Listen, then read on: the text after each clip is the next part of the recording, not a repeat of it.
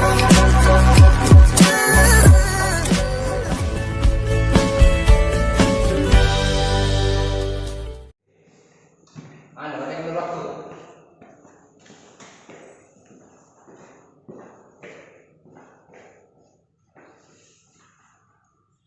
bismillahirrahmanirrahim. Assalamualaikum warahmatullahi wabarakatuh. Waalaikumsalam warahmatullahi wabarakatuh. Alhamdulillahirabbil alamin. Pada kesempatan kali ini kita diberikan kesehatan, terus kelancaran rezeki, sehingga pada di kesempatan pagi hari ini kita dapat melaksanakan kegiatan pembelajaran Al-Quran Hadis pada kelas 7. Ini kita memasuki awal baru.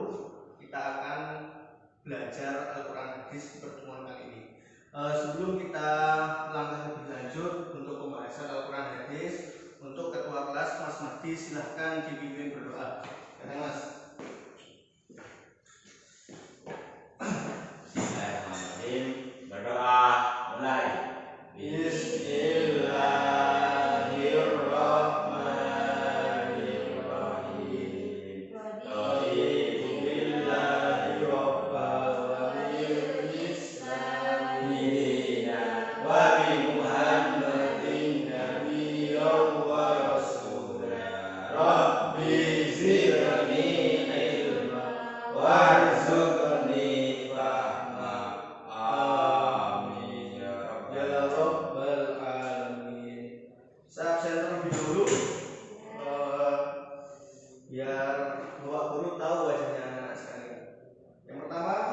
Mas Mahdi Rasidi hadir.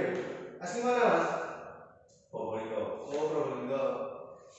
Selanjutnya Mbak Eva Sulistianingsih. Hadir Pak. Oh, asli mana Mbak?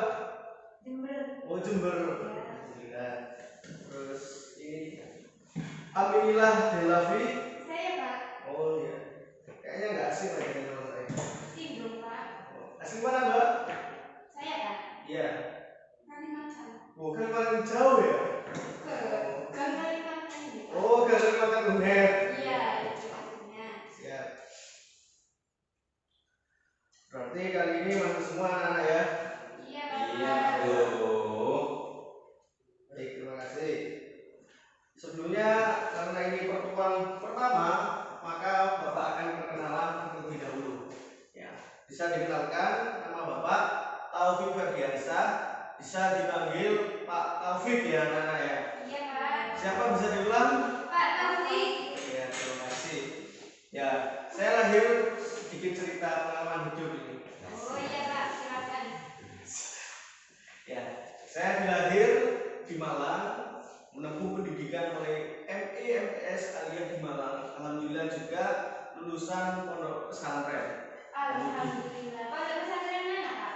Saya mondok di pesantren Al Ittihad. Tahu? Ada yang tahu Al Ittihad? Tahu.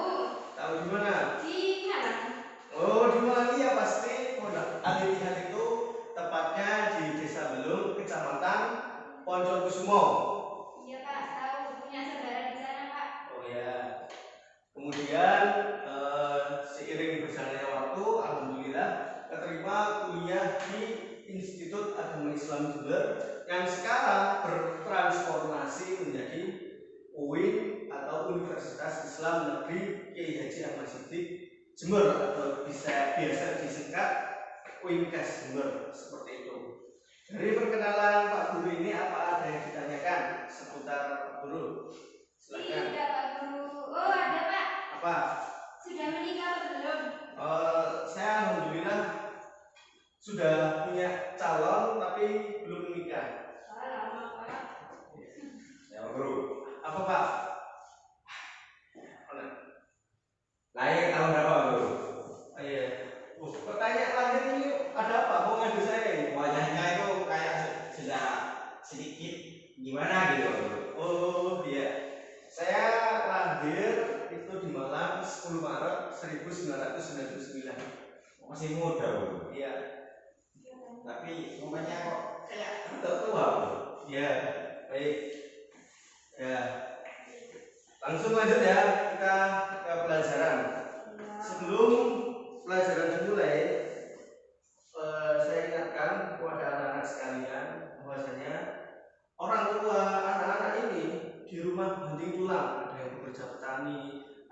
sopir angkot mungkin. Nah, untuk itu mereka semua bekerja demi anak-anaknya, demi keluarganya, sehingga anak-anaknya itu bisa sekolah menuntut ilmu di SMP 01 Jember ini. Untuk itu anak-anak, mari kita doakan orang tua kita yang sedang di rumah, semoga beliau yang sedang bekerja diberikan kesehatan, beliau yang sedang bekerja diberikan kelancaran rezeki dan keberkahan hidup. Amin ya rabbal alamin. Ala hadnya Al-Fatihah.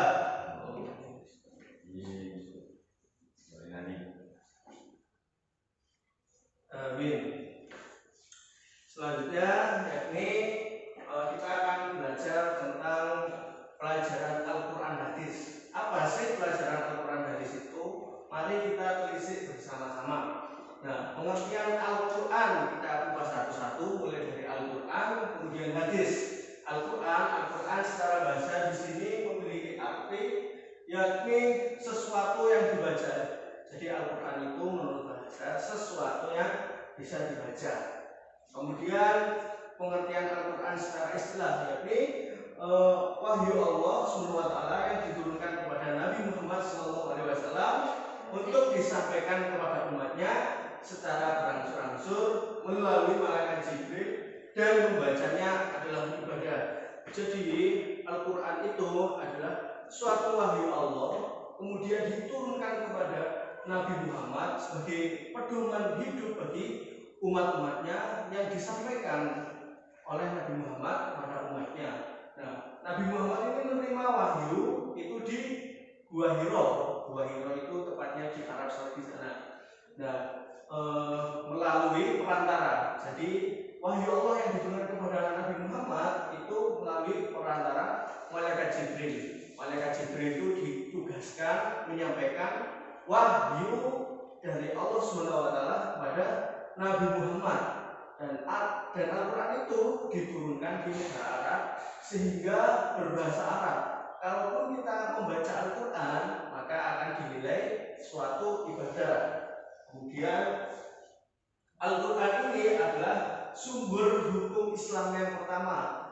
Semua hukum-hukum yang ada di dunia ini pasti sumber itu dari adanya Al-Quran ini. Di Al-Quran ini memuat segala sesuatu seperti ilmu pengetahuan alam dan sebagainya itu termuat dan termaktub pada Al-Quran.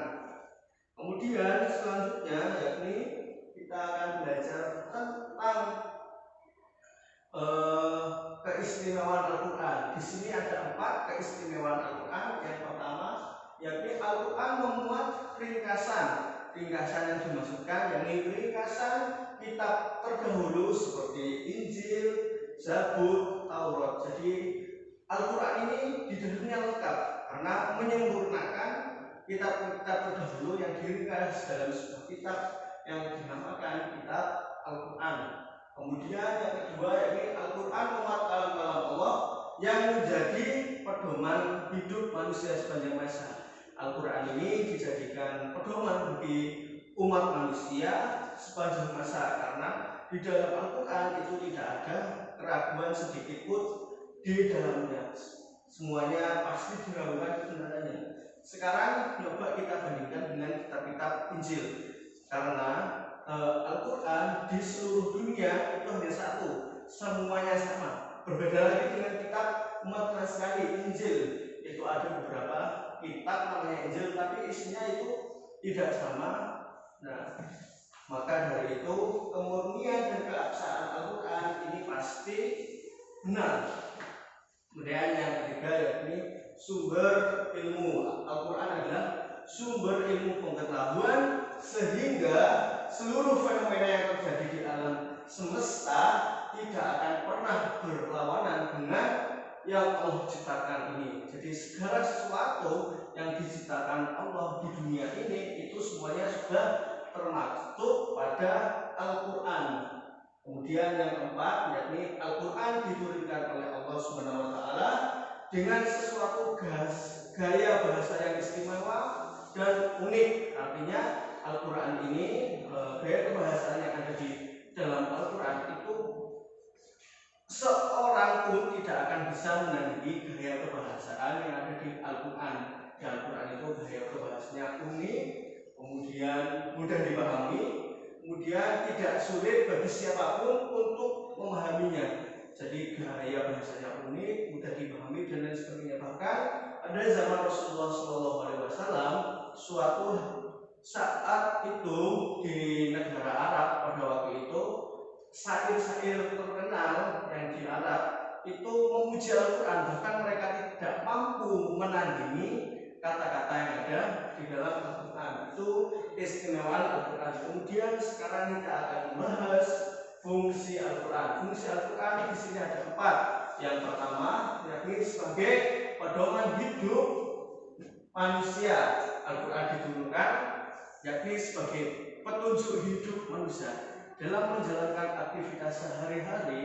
Itu ada aturan tersebut itu ada di dalam Al-Quran. Semuanya ada, kompleks menyeluruh, tidak ada satupun yang bertentangan dengan apa yang ada di dalam Al-Quran.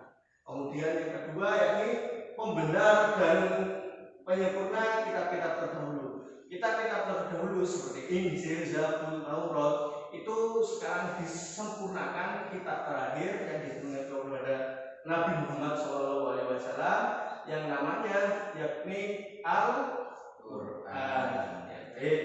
Kemudian yang ketiga yakni memberi kabar gembira kepada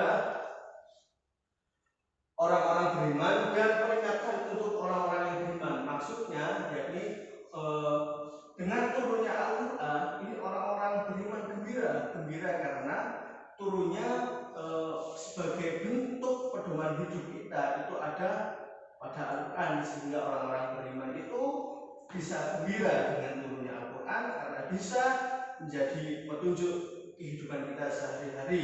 Kemudian peringatan orang-orang yang beriman, jadi maksudnya orang-orang beriman ini menyuruhkan agar tidak sampai Al-Quran ini terbengkalai. Artinya Al-Quran ini harus kita baca, kita pahami dalam kehidupan sehari-hari. Kemudian fungsi Al-Quran yang keempat yakni sumber hukum Islam, sumber pokok ajaran agama Islam. Jadi semua ajaran agama Islam itu semuanya ada pada Al-Quran, entah itu zakat, puasa, haji, semuanya ada pada Al-Quran. Seperti itu. Kemudian sekarang kita membahas tentang hadis. Hadis secara bahasa yakni artinya suatu berita. Berita ini bisa disampaikan dari secara lisan ke lisan.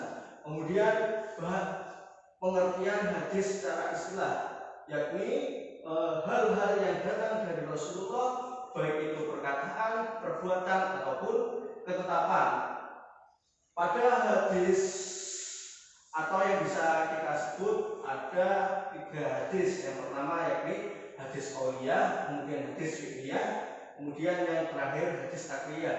Hadis qauliyah yakni ucapan, yaitu hadis Rasulullah SAW yang diucapkan dalam berbagai tujuan dan situasi yang ada. Jadi hadis itu yaitu ucapan Rasulullah, kemudian yang kita lakukan sehari-hari itu namanya hadis qauliyah. Kemudian yang kedua yakni hadis fi'liyah, ini perbuatan-perbuatan yang bersumber dari Rasulullah itu namanya hadis fi'liyah. Nabi Muhammad SAW seperti pekerjaannya melakukan sholat 5 waktu, tata caranya, kemudian rukun-rukunnya, menunaikan ibadah yang lain, itu merupakan contoh daripada hadis qauliyah. Jadi di dalam Al-Quran itu tidak ada yang menjelaskan sholat 5 waktu, itu tidak ada. Akan tetapi pada hadis Rasulullah itu dijelaskan bahwasanya sholat 5 waktu ada rukunnya, ada syarat-syaratnya, kemudian puasa ada rukun, ada syarat-syaratnya. Itu semuanya ada pada hadis Rasulullah yang dilakukan melalui perbuatan Rasulullah. Kemudian sekarang hadis takriyah, yaitu hadis yang bersumber dari perbuatan Rasulullah. Sebagian para sahabat Nabi untuk melakukan suatu pekerjaan, kemudian Nabi tersebut diam, tidak melarang sahabat melakukan perbuatan itu, sehingga perbuatan itu bisa dinamakan sebuah hadis. Kemudian yang ke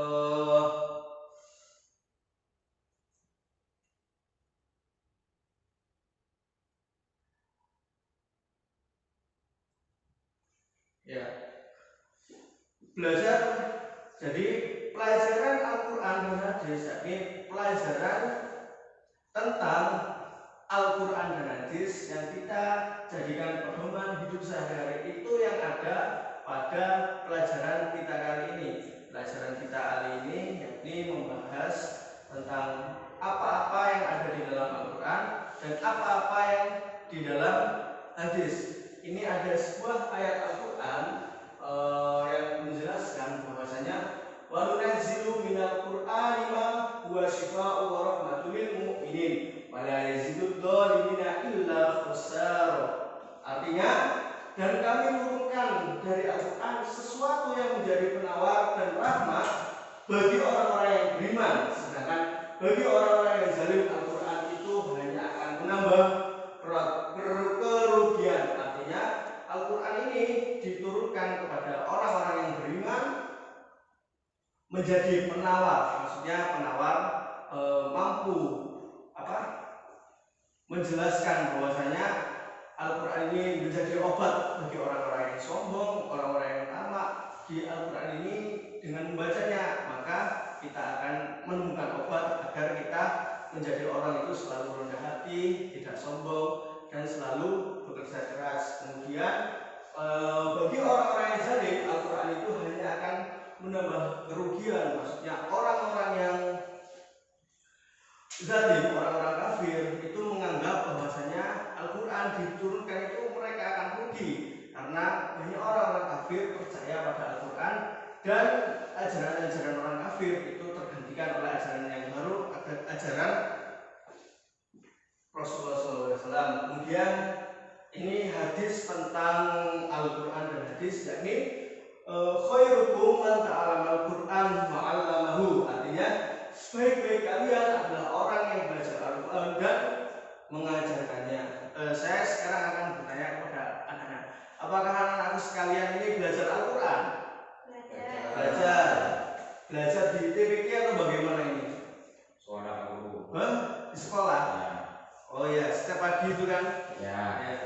Jadi di sekolah kita setiap pagi itu melaksanakan pembelajaran Al-Quran terlebih dahulu sebelum mengikuti pelajaran-pelajaran.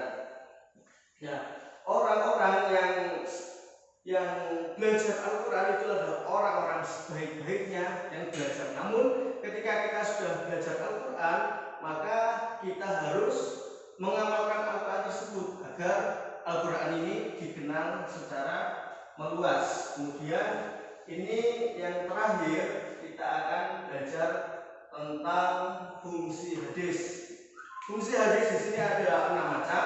Yang pertama yakni menguatkan dan menegaskan hukum-hukum yang dalam Al-Quran yang disebut fungsi takkid dan fungsi takmir. Jadi hadis ini berfungsi untuk memperkuat ataupun memperjelas ayat-ayat Al-Quran. Jadi ayat-ayat Al-Quran itu penafsirannya dikuatkan oleh hadis. Bahkan hadis ini merupakan sumber kedua umat Islam.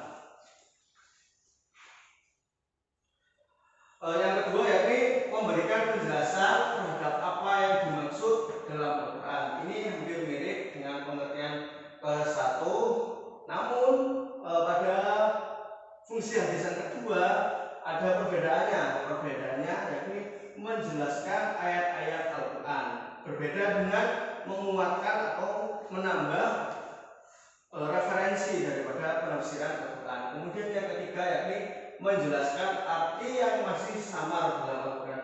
Di Al-Quran terdapat beberapa ayat yang masih samar penafsirannya. Untuk itu diperlukan referensi-referensi yang terkait, yakni dengan melalui hadis, fungsi hadis ini. Kemudian yang keempat yakni merinci apa-apa yang dalam Al-Quran disebutkan secara garis besar. Jadi di dalam Al-Quran itu ada beberapa perincian pembahasan setiap surat, setiap ayat itu akan pasti membahas rincian dan itu masing-masing berbeda, sehingga perlu dengan adanya hadis ini maka referensi-referensi tersebut bisa diartikan secara baik dan benar. Kemudian yang kelima yakni membatasi apa-apa yang dalam Al-Quran disebutkan secara umum. Maksudnya membatasi apa-apa yang di dalam Al-Quran, yakni dalam menafsirkan ayat Al-Quran itu ada beberapa batasan-batasan yang tidak bisa dilewati oleh seorang mufasir. Orang mufasir itu orang yang menafsirkan Al-Quran. Jadi di dalam Al-Quran itu ada batasnya. Misalkan kita membahas tentang pembentukan dunia, ya itu ada batas-batasnya, kita tidak boleh melewati batasan-batasan itu. Kemudian yang keenam yakni memperluas maksud dari sesuatu yang terdapat dalam Al-Quran. Dalam pembahasan penafsiran Al-Quran itu terdapat pula maksud-maksud tertentu yang perlu dijabarkan secara luas. Dari penjelasan Pak Guru ini, adakah pertanyaan teman-teman? Kalaupun ada, monggo ditanyakan kepada saya. Kalaupun saya tidak bisa, maka kan saya buat PR, karena sebenarnya di sini kita sama-sama belajar. Saya sebagai mitra anak-anak belajar kepada saya. Di sini semuanya sama-sama belajar. Maka ada pertanyaan? Tidak, Pak. Oh, Ada, Pak. ya, silakan. Mengapa Al-Quran itu diturunkan secara berangsur-angsur, Pak Guru? Baik, terima kasih. Al-Quran diturunkan berangsur-angsur karena Al-Quran itu diturunkan ada sebab dan akibatnya. Fenomena itu, Mas. Di Al-Quran itu kita di pertemuan selanjutnya itu juga kita akan membahas beberapa kejadian-kejadian dan fenomena yang ada di dalam Al-Quran. Al-Quran itu ada asbabun nuzulnya. Jadi sebabnya, contoh ya ini. Dulu itu Homer dihalalkan, Mas. Namun ada sahabat ketika akan melaksanakan sholat itu minum Homer terlebih dahulu, sehingga ketika sholat para sahabat itu tak sadarkan diri, dalam artian mabuk. Karena orang-orang sahabat banyak yang melakukan itu, maka turunlah ayat Al-Quran secara berangsur-angsur bahwasanya alkohol dan khamr itu diharamkan. Nah, itu karena turunnya sebuah ayat Al-Quran atau wahyu Al-Quran melalui perantara malaikat Jibril pada Rasulullah SAW. Jadi berangsur-angsur, Mas. Itu karena terdapat suatu kejadian. Itu salah satu contohnya. Sudah ya? Nggak ada pertanyaan? Sudah. Ya, karena nggak ada pertanyaan, ini ada tugas yang perlu sampai semuanya kerjakan di rumah. Silahkan dibuka LKS halaman 7. Sudah? Sudah. Nah, itu ada pilihan ganda dan esai yang A dan B sampai kerjakan di rumah masing-masing. Kemudian minggu depan kita bahas bersama. Bisa dimengerti? Bisa, Pak. Ya, terima kasih. Jadi anak-anak sekalian, dalam pelajaran Al-Quran hadis kali ini, saya harapkan teman-teman anak-anak sekalian ini bisa memahami makna daripada esensi Al-Quran dan hadis tersebut secara menyeluruh. Kemudian dari pemahaman Al-Quran dan hadis ini, saya harapkan anak-anakku sekalian bisa mengimplementasikan nilai-nilai Al-Quran pada kehidupan sehari-hari. Jadi setelah mengenal Al-Quran dan hadis ini, jangan sampai pemahaman kalian ini hanya sebatas di kelas, namun tidak dilaksanakan di kehidupan sehari-hari. Maka saya harapkan teman-teman atau anak-anakku sekalian ini mampu mengimplementasikan dan menerapkan pada kehidupan sehari-hari, sehingga dalam menjalankan kehidupan sehari-hari sampai sesuai dengan apa yang terkandung pada Al-Quran. Baik, terima kasih. Semoga pembelajaran pada pagi hari ini dapat memberikan manfaat bagi kita semua, kemudian membawa keberkahan bagi kita semua di dunia dan akhirat. Sebelum Bapak akhiri, untuk ketua kelas silakan dipimpin berdoa sebelum mengakhiri pelajaran. Monggo Mas Budi. Sebelum pembelajaran selesai, marilah kita berdoa terlebih dahulu. Berdoa mulai. Bismillahirrahmanirrahim. Allahumma wa bihamdika asyhadu an la ilaha illa anta astaghfiruka wa atubu ilaik. Walhamdulillahi rabbil alamin. Ihdinas siratal mustaqim. Akhirul kalam. Wassalamualaikum warahmatullahi wabarakatuh.